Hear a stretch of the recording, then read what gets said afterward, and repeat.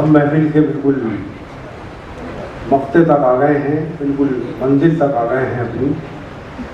ताहिर फराज साहब जो इस महफिल की सदारत कर रहे हैं, उनकी शख्सियत के, उनकी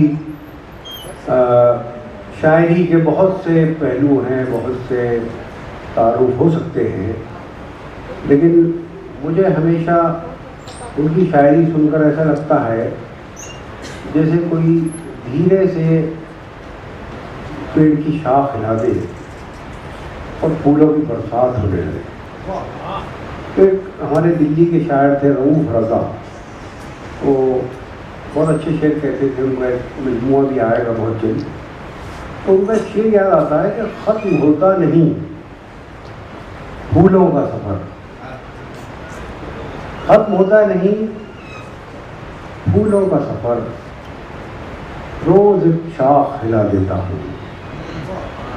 तो यही तारुफ हो सकता है ताहिर फराज साहब की शायरी का। उन्होंने रोमानी अंदाज के भी शेर कहे हैं, जैसे आँखों में कशकोल जुबां पर ताला है, अपने जीने का अंदाज निराला है, और चाँद को जब से उलझाया है शाखों ने, पेड़ के नीचे बेतरतीब उजाला है।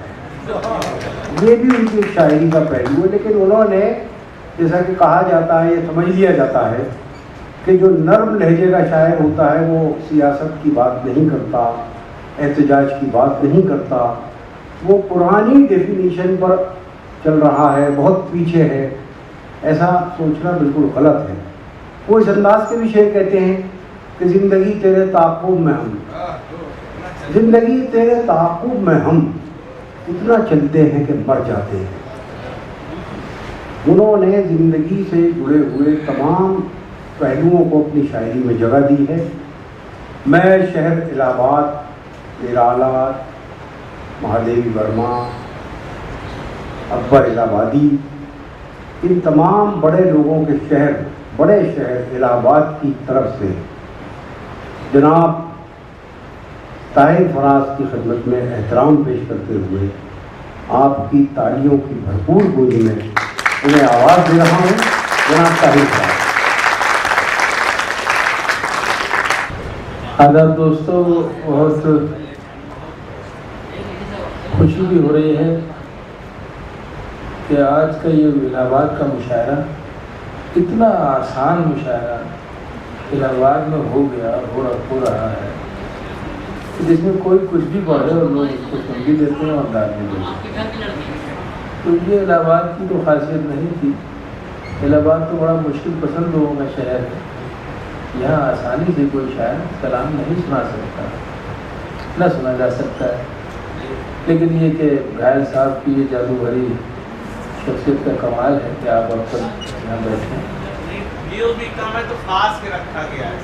जो भी है वो, मुझे अंदर की बात तो आप जानते हैं, लेकिन ये कि बहरहाल ये अच्छा होता भाई। ये पीछे जो लोग बातचीत कर रहे हैं वो देखिए, जिसका जो जरा बैठ जाए एक तरफ बैठ। अब आप लोग क्यों बैठे हैं ये मुझे भी नहीं मालूम, हैरत हो रही है।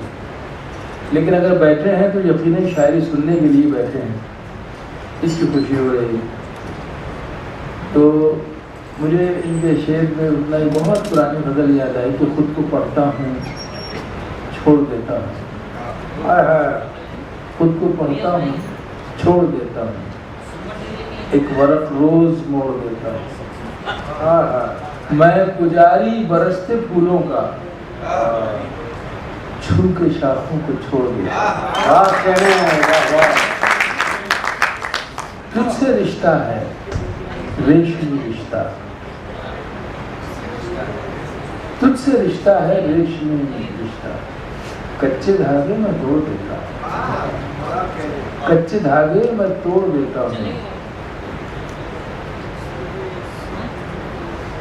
और ये बहुत पुरानी गज़ल है। इसका तरन्नुम भी जब के साथ में पढ़ता था तो वो भी नया था, वो भी मेरा ही इजाद किया हुआ यह मुशायरे में पढ़ने वाला था।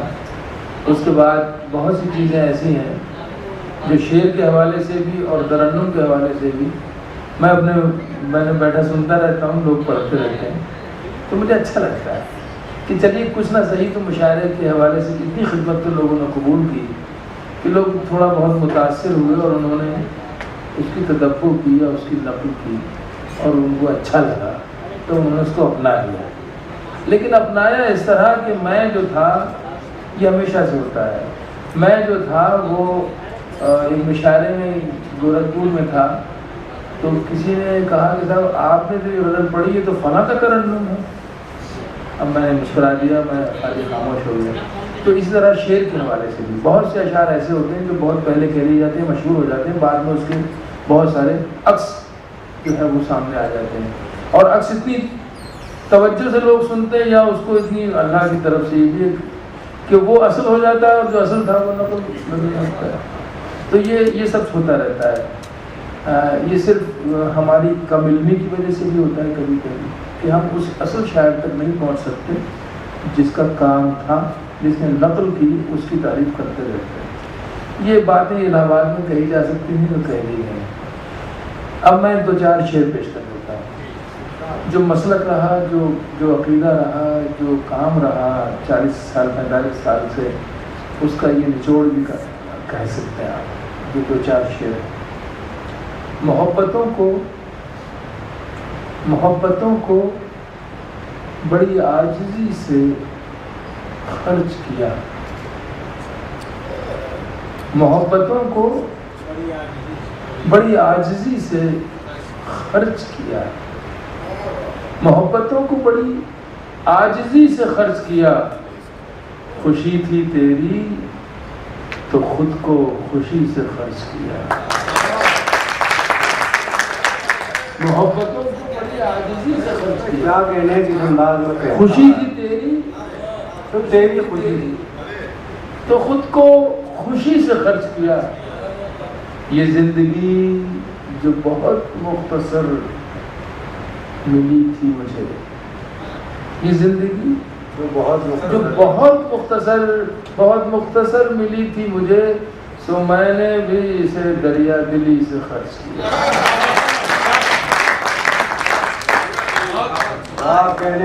ये जिंदगी जो बहुत मुख्तसर मिली थी मुझे, सो मैंने भी इसे दरिया दिली से खर्च किया। सो मैंने भी इसे दरिया दिली से खर्च किया। कमाया इश्क में जो गम, कमाया इश्क में जो गम, कमाया इश्क में जो गम, रखा न पास कभी। कमाया इश्क में जो गम, रखा न पास कभी। गजल के शेर में शाइस्तगी से खर्च किया, गजल के शेर में शाइस्तगी से खर्च किया। कभी गुमान भी गुजरा जो तेरी आहट का, आहा, कभी गुमान भी गुजरा जो तेरी आहट का, तो धड़कनों को भी आहिस्तगी से खर्च किया। कभी गुमान भी गुजरा जो तेरी आहट का, तो धड़कनों को भी आहिस्तगी से खर्च किया। इसकी फितरत ठहरना नहीं है, ये सफर इंतहाई करेगी। इकबाल मियां ने कुछ अशार इस हवाले से भी, और ये उम्र के साथ साथ जो है तब्दीली आती है। हम वो सब्जेक्ट सोचने लगते हैं, वो सब्जेक्ट हमारी तरफ खुद कदम बढ़ाने लगते हैं जिनकी तरफ हम जाना चाहते हैं या जिनकी तरफ हमारा जाना कुदरती अमर होता है। इसकी फितरत ठहरना नहीं है, ये सफ़र इंतहाई करेगी। लाख हम इसके नखरे उठाएं, जिंदगी बेवफाई करेगी। इसकी फितरत ठहरना नहीं है, ये सफ़र इंतहाई करेगी। लाख हम इसके नखरे उठाएं, जिंदगी बेवफाई करेगी। लेकिन दूसरा रुख ये भी है कि मौत सच है, ये बात अपनी जगह। जिंदगी का सिंगार करते रहो। मौत सच है, ये बात अपनी जगह। जिंदगी का सिंगार करते रहो, नफा नुकसान होता रहता है, प्यार का कारोबार करते रहो।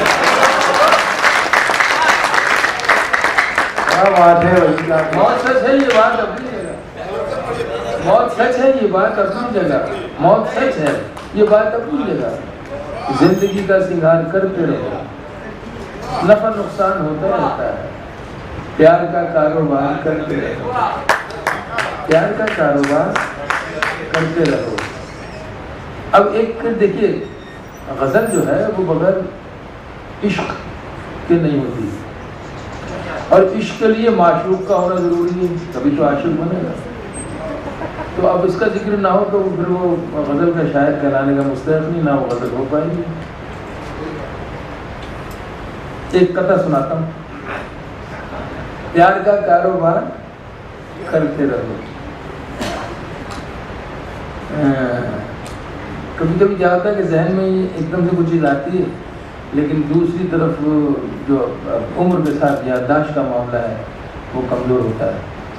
तो मैं सुनाता हूँ आपको, अल्लाह मेरे याद आ जाए मुझे, जहाँ से बस सिरा पकड़ लूँ उसके बाद हो जाएगा। तुम्हें भुलाने का एक लफ्ज़ आएगा, तुम्हें भुलाने का सहवन ख्याल लाए। सहवन किसे कहते हैं? भूले से। तुम्हें भुलाने का सहवन ख्याल आए तो हम नजर में अपनी गुनाहगार लगने लगते हैं। तुम्हें भुलाने का सहवन ख्याल आए तो हम नजर में अपनी गुनाहगार लगने लगते हैं। तुम्हारी याद की आदत सी हो गई है हमें, न याद आओ तो बीमार लगने लगते हैं।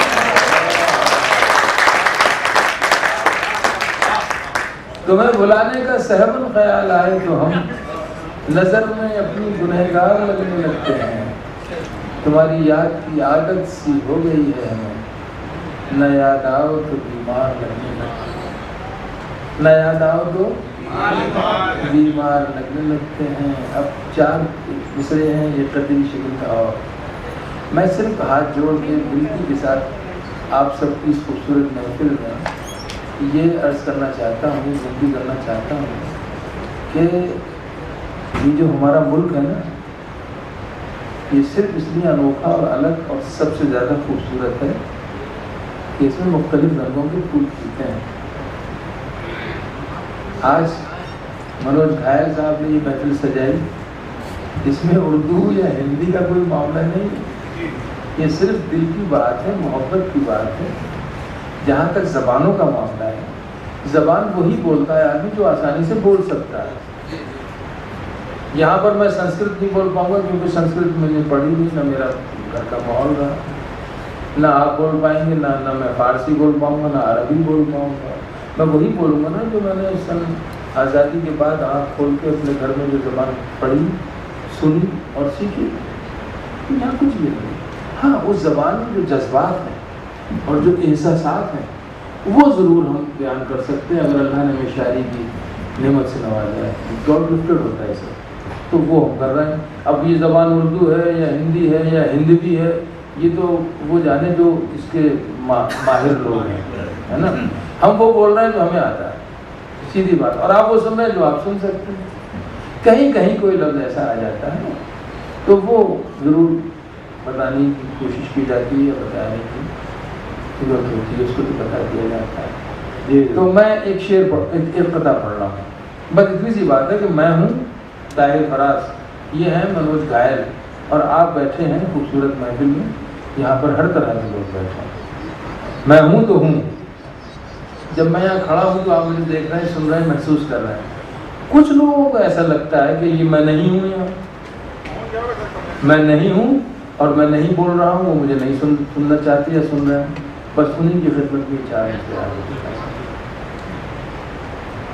बांध रखा है जहन में जो ख्याल, बांध रखा है जहन में जो ख्याल, उसमें तरमीम क्यों नहीं करते? तरमीम अमेंडमेंट। बांध रखा है जहन में जो ख्याल, उसमें तरमीम क्यों नहीं करते? बेसबब उलझनों में रहते हो, मुझको तस्लीम क्यों नहीं? बांध रखा है जहन में जो ख्याल, उसमें तरमीम क्यों नहीं करते? बेसबब उलझनों में रहते हो, उसको तस्लीम किया। 4 शेर हैं, मैं तरन्नुम से पढ़ता हूँ। आपका काफ़ी वक्त हो गया और जाने का है। बहुत शुक्रिया अदा करता हूँ मनोज घायल साहब का और तजवीज़ रखने के लिए अपने भाई इकबाल अशर साहब का। आज की इस खूबसूरत महफिल की सदारत मुझे दे दी आपने। फरमाइश है और मेरे लिए तो हुक्म का दर्जा रखती, चूँकि मैं उनके मुशायरे में हाजिर हूँ, तो वो उसकी तामील ज़रूर करने की कोशिश करूँगा, बशर्ते कि आप लोग साथ देंगे, क्योंकि मैं अकेला पढ़ता रहा। हाँ जनाब, नाम बुरा लगा गया। जरा एक बार तालियां बजा के बताइए उन्हें। और जी साहब, कोई आंसू जो कागज भिगो जाएगा, हाय हाय हाय, कोई आंसू जो कागज भिगो जाएगा, कोई आंसू जो कागज भिगो जाएगा, मीर जैसा कोई शेर हो जाएगा, मीर जैसा कोई शेर हो जाएगा। एक मिसरा हूँ मैं, एक मिसरा हो तुम, एक मिसरा हूँ मैं, एक मिसरा हो तुम, दोनों मिल जाए तो शेर हो जाएगा, दोनों मिल जाए तो शेर हो जाएगा। घर पहुँच कर खुशी तो मिलेगी, मगर घर पहुँच कर खुशी तो मिलेगी, मगर घर पहुँच कर खुशी तो मिलेगी, मगर घर पहुँच कर सफर खत्म हो जाएगा, घर पहुँच कर सफर खत्म हो जाएगा, घर पहुँच कर खुशी तो मिलेगी, मगर घर पहुँच कर सफर खत्म हो जाएगा। कोई आंसू जो कागज भिगो जाएगा, वो तबस्सुम, तबस्सुम समझते हैं, हल्के से मुस्कुराना, वो तबस्सुम जो रुखसत करेगा तुझे, वो तबस्सुम जो रुखसत करेगा तुझे, वो तबस्सुम जो रुखसत करेगा तुझे, मेरी पलकों में मोती पिरो जाएगा, मेरी पलकों में मोती पिरो जाएगा। एक मतलब पहले सुनाया था, एक आखिर में सुनाया था, मुझे मक्ते की अजीब सी बात हो गई। मेरी पलकों में मोती पिरो जाएगा, एक सजदा अगर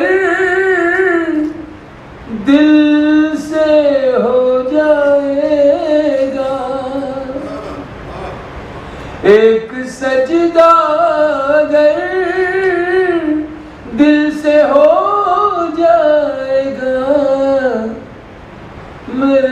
सारे गुनाहों को धो जाएगा, मेरे सारे गुनाहों को धो जाएगा। कोई आंसू जो कागज भिगो जाएगा, मीर जैसा कोई शेर हो जाएगा। आपको बता दूं रात की बात, जो ये मुझसे कहने आए थे, इनकी ख्वाहिश है कि अभी मदर्स डे जो है वो गुजरा है, तो इनकी ख्वाहिश है कि जो मेरी नज़्म है माँ पर माई शीर्षक, बहुत से लोगों ने तो ये चाहते हैं कि वो मैं पढ़ दूँ, लेकिन मैं ये चाहता हूँ अगर आप सुनने की ख्वाहिश रखें तो घर पर पढ़ो।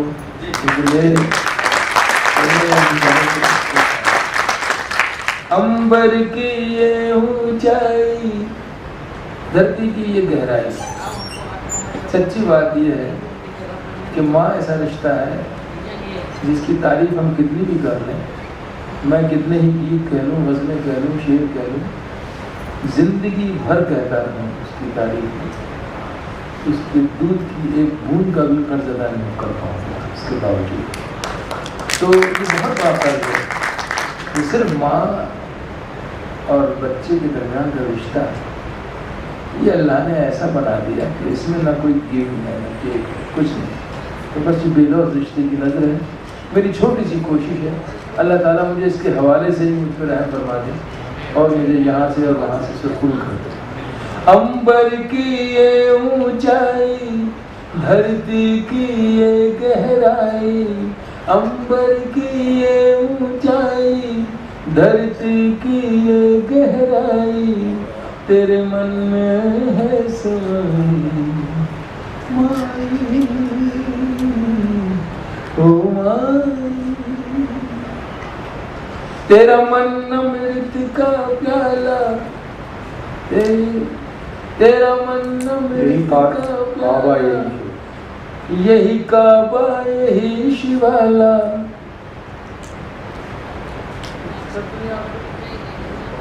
तेरा मन अमृत का प्याला, यही काबा यही शिवाला, तेरी ममता जीवन दई माई,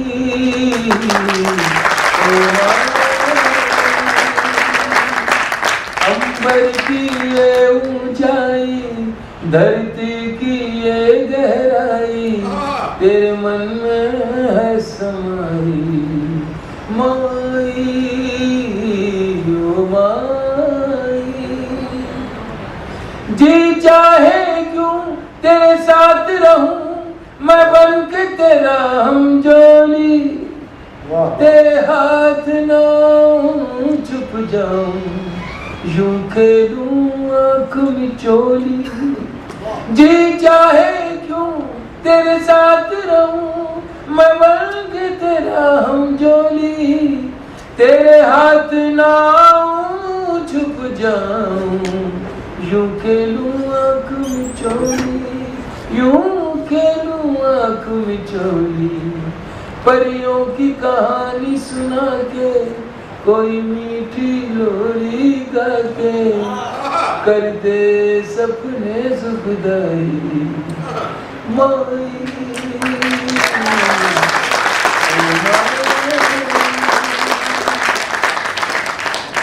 सच्चा सच्चा कुछ भी एक हर्फ, एक लफ्ज, एक शब्द जो, क्योंकि ये रिश्ता सच्चा पावन। संसार के ताने बाने से, जैसे जैसे उम्र बढ़ती है ना, रिश्तों को परखने का और नतीजे निकालने का सिलसिला शुरू हो जाता है। आखिर में जो रिजल्ट निकलता है वो ये जो मैं पढ़ने जा रहा हूँ। संसार के ताने बाने से घबराता है मन मेरा, संसार के ताने बाने से घबराता है मन मेरा, घबराता है मन मेरा, इन झूठे रिश्ते नातों में बस प्यार है सच्चा तेरा। संसार के ताने बाने से घबराता है मन मेरा, इन झूठे रिश्ते नातों में बस प्यार है सच्चा तेरा, बस प्यार है सच्चा तेरा। सब दुख सुख ढल जाए, तेरी बाहें मिल जाए मुझे खुदा की।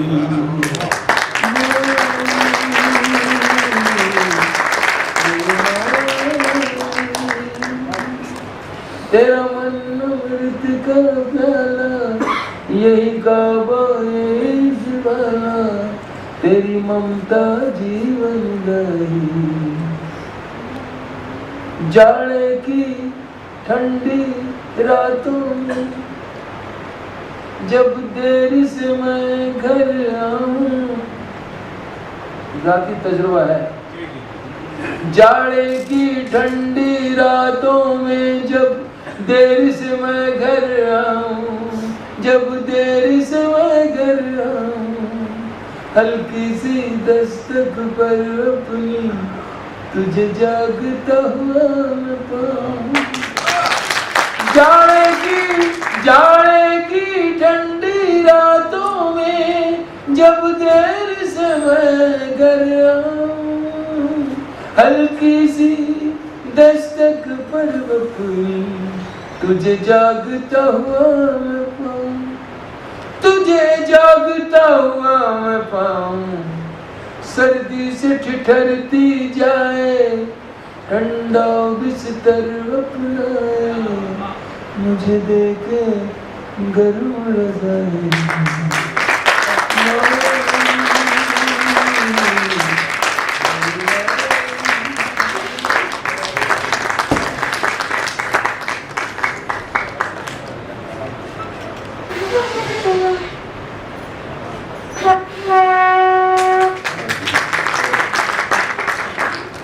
तेरा मन अमृत का प्याला, यही काबा इश्क वाला, तेरी ममता जीवन दही।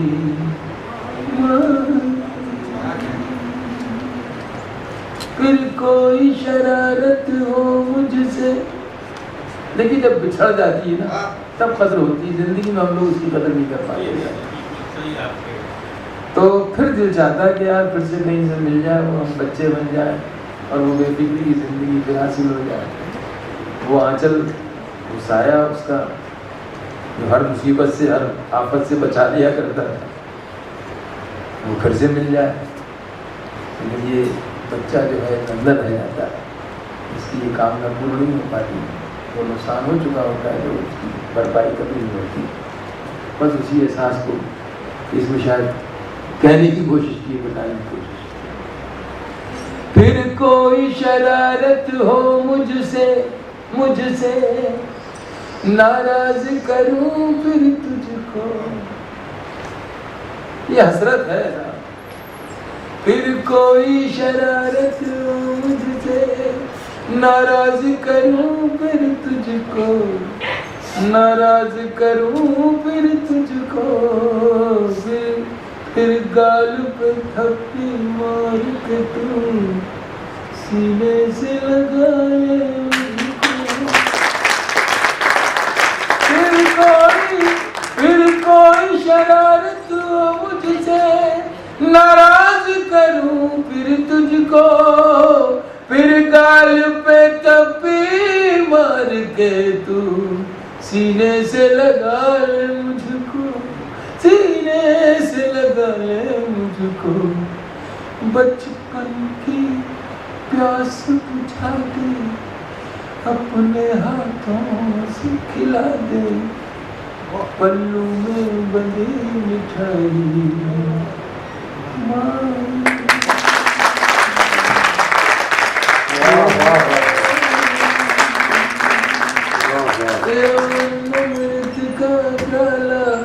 यही काबा इश्क वाला, तेरी ममता जीवन गई। वो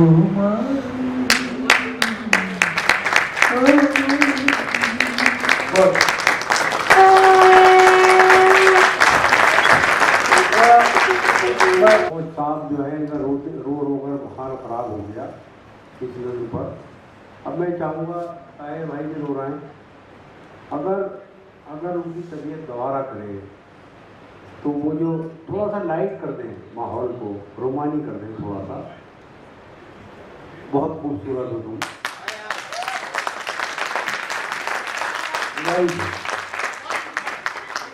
एक बार नए सिरे से इस्तकबाल कीजिए जरा। बड़ा मुश्किल होता है असल में इस माहौल में जब चले जाते हैं ना। मैंने कोई नहीं गया तो वो इस माहौल में नहीं, हम दाखिल हो जाते हैं जब संजीदगी की किसी ऐसे माहौल में जहाँ हमारे जज्बात उरूज पे हों, तो वहाँ से निकल के आना असल में अब जो उठ के गए हैं वो बाहर रो रहे हैं, बाहर रो रहा है उधर, यहाँ नहीं रो पाए। तो ठीक है, मैं हल्का गीत देता हूँ और वो इसलिए गीत बुला रहा हूँ आपको। आइए। माफ़ कीजिएगा इकबाल भाई, मैं अपने जज्बात पर काबू नहीं पा सका। काज़मी साहब अपने इंतकाल से चंद सालों पहले एक शाम ताहिर फराज के नाम से इलाहाबाद में किया था। हज़ारों का मजमा था और आखिर वक्त तक बैठा रहा। लगभग ये प्रोग्राम 3 घंटे तक चला था और ताहिर साहब ने 3 घंटे तक था। आज जब ये अपने चंद ही कलाम सुना के जब बैठ गए तो मुझे बड़ी हैरत हुई। मैं गुजारिश कर रहा हूँ कि ये जितने सामीन बैठे हैं ताहिर साहब, ये सब के सब आपको सुनने वाले और अपनी याद की महफिल सजा के छोड़ गया। ये शेर काज़मी साहब के लिए है। वो अपनी याद की महफिल सजा के छोड़ गया, जहाँ को अपनी तजल्ली दिखा दी। बहुत शुक्रिया शाहिद भाई, आपने। देखिए, मैं इस मौजू को छेड़ना इसलिए नहीं चाहता था कि मैंने उनकी शक्ल में आज उनके बेटे को देख लिया, तो उनकी यादें या उनकी शख्सियत का जादू या उनकी मोहब्बतें वो अपनी जगह, लेकिन आज मुझे उनको देख के जो खुशी हुई, उस खुशी को मैं अपने ऊपर तारी रखना चाहता था और चाहता हूँ, इसलिए कि जितने खुशनुमा मंजर बदलते जा रहे हैं, हमारे अहद के महताब ढलते जा रहे हैं, तो हमारे अहद के जो महताब हैं वो ढल रहे हैं और वो ढल रहे हैं। हम कहाँ, मतलब अब मैं इस पोजीशन में आ गया हूँ कि स्टेज से लेके अहबाब तक, चाहे लोकल या इंटरनेशनल या नेशनल, कोई सानहा होता है, कोई ख़बर आती है, तो मुझे लगता है कि मैं कहीं से थोड़ा सा मर गया, कहीं से टूट गया, कहीं से ख़त्म हो गया, तो मैं किसको पुरसाद दूँ? मैं तो खुद पुरसेदार हैसियत से महसूस करता हूँ खुद को। काज़मी साहब का जब इंतकाल हुआ तो मुझे उसी तरह सदमा हुआ जिस तरह दूसरे लोगों को, उनके घर के लोगों को हो सकता था। मैं खुद पुरसेदार की हैसियत से था, क्या मैं किसी को मारा, लेकिन ये दुनिया है, ऐसा दस्तूर है, ये मौत जो है ये किसी को छोड़ती नहीं। मैंने वर्ष किया था कि लाख हम इसके नखरे उठाएं, ज़िंदगी बेवफाई करेगी। तो वो ज़िंदगी की जो बेवफाइयाँ हैं वो अपनी जगह हैं, लेकिन फिर प्यार का कारोबार करते रहो, नफ़ा नुकसान होता रहता है। तो ये सब है, ये दोनों रुख हैं, ज़िंदगी और मौत, खुशी और गम। हम इन्हीं दोनों तरह के एहसासात के साथ पूरी ज़िंदगी गुजार देते हैं। तो लेकिन हकीकत यह है कि हैं जितने खुशनुमा मंजर बदलते जा रहे हैं, हमारे अहद के महताब ढलते जा रहे हैं। सफ़र में कुछ ना कुछ तो भूल मुझसे भी हुई है, जो पीछे थे मेरे आगे निकलते जा रहे हैं। उसके बाद एक शेर मैंने ये गज़ल कही थी तो मैं सीधा सफ़र मेरा अमेरिका का हो गया था। मैंने ये गज़ल वहाँ जाके पढ़ी थी। ये शेर भी मैंने सुनाया, लोगों ने बहुत पसंद किया, क्योंकि हकीकत जो है वो बदलती है। तो मैं शेर और सुना देता हूँ, उसका आखिरी है, बहुत लंबी तवील गज़ल है। जितने खुशनुमा मंजर बदलते जा रहे हैं, हमारे अहद के महताब ढलते जा रहे हैं। सफ़र में कुछ ना कुछ तो भूल मुझसे भी हुई है, जो पीछे थे मेरे आगे निकलते जा रहे हैं। मेरे घर मुझको पहुँचाने मेरे अहबाब सारे, मेरे घर मुझको पहुँचाने मेरे अहबाब सारे लिए जाते हैं। पर कांधे बदलते जा रहे हैं।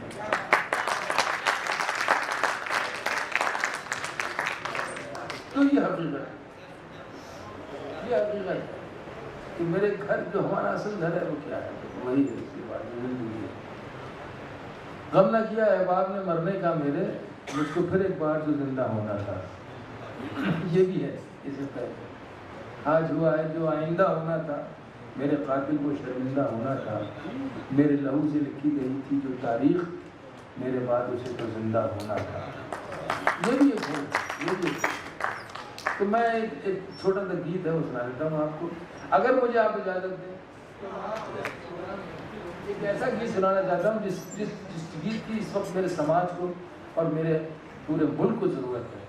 ये सब तो चलता रहता है, आपका सुना हुआ है, लेकिन मैं सुनाना चाहता हूँ वो बात जो मेरे आपके मुशायरे के लिए इसके हवाले से पढ़ने के लिए बहुत अच्छा नया गीत है। दिन वो भी क्या थे, दिन वो भी क्या थे जब हम अपने देश में रहते थे। चौंकिएगा मत, क्योंकि देश में रहते हैं। फिर क्यों कहा गया देश में रहते थे, वजह है। दिन वो भी क्या थे जब हम अपने देश में रहते थे, अपनी मिट्टी की खुशबू के, अपनी मिट्टी की खुशबू के परिवेश में रहते थे। दिन वो भी क्या थे जब हम अपने देश में रहते थे। दादी की पहली रोटी जो गाय के नाम की होती, दादी की पहली रोटी जो गाय के नाम की होती। दूसरी लाइन गौर से, दादी की पहली रोटी जो गाय के नाम की होती, और अंतिम रोटी उनकी खाता था गली का मोती, और अंतिम रोटी उनकी खाता था गली का मोती। नंदू भी ठीक समय पर दरवाजे पर आता था, अपने हिस्से का खाना वो भी तो पा जाता था।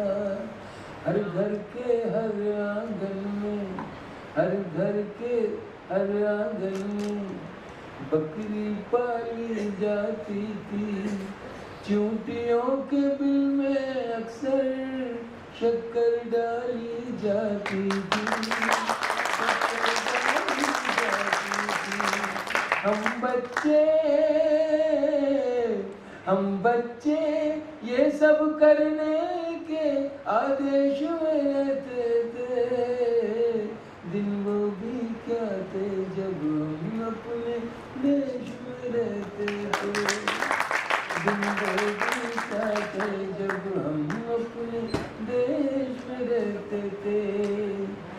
वो घर का कच्चा आंगन और उस पे बरसता सावन, हम भूल गए जब से मिल गए आधुनिक साधन।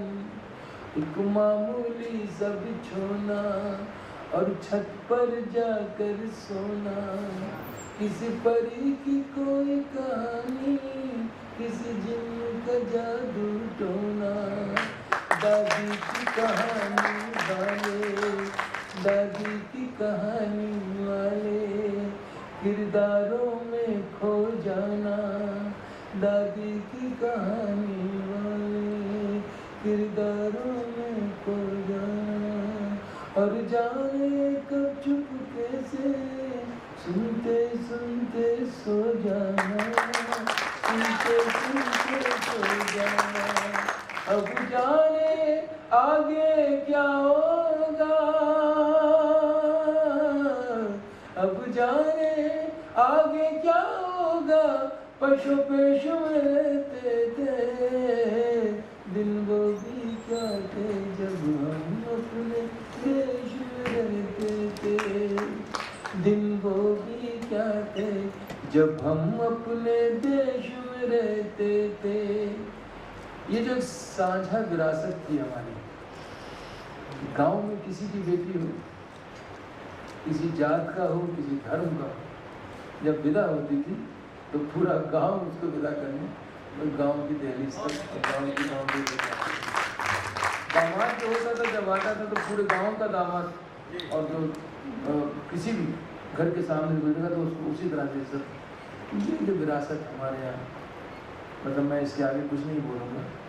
मैं चाहता हूँ कि इसको हम याद भी रखें और अपनी नई नस्ल तक इसको ट्रांसफ़र करने की कोशिश करें, क्योंकि यही वो चीज़ है जो हमारे मुल्क को सबसे जुदा और सबसे चमकदार करती, सबसे नुमाया करती है। मैं दुआ करता हूँ कि हमारी विरासत कायम है और हमारा मुल्क सलामत है। आइए मैं आखिरी बंद कराता हूँ, गीत तो बहुत लंबा है। अपनी मिट्टी की खुशबू के परिवेश में रहते थे, दिन वो भी क्या थे जब हम अपने देश में रहते थे। एक कागा काँव काँव करके तो चला जाता था, एक कागा काँव काँव करके तो चला जाता था। मेहमान कोई आएगा ये बात बता जाता था, एक कागा काँव काँव करके तो चला जाता था। मेहमान कोई आएगा ये बात बता जाता था। गाँव के सभी दरवाजे रातों को खुले रहते थे, गाँव के सभी दरवाजे रातों को खुले रहते थे।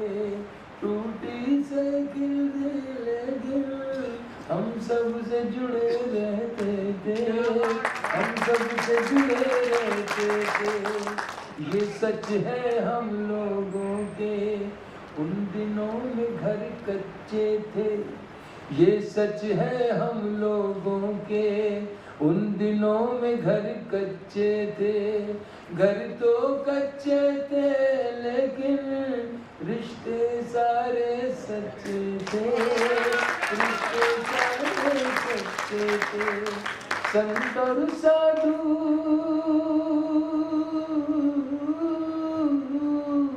संत और साधु संसद में नहीं ऋषिकेश में रहते थे।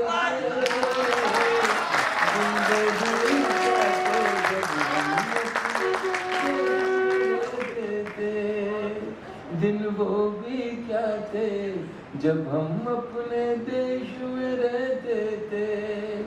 अपनी मिट्टी की खुशबू के परिवेश में रहते थे।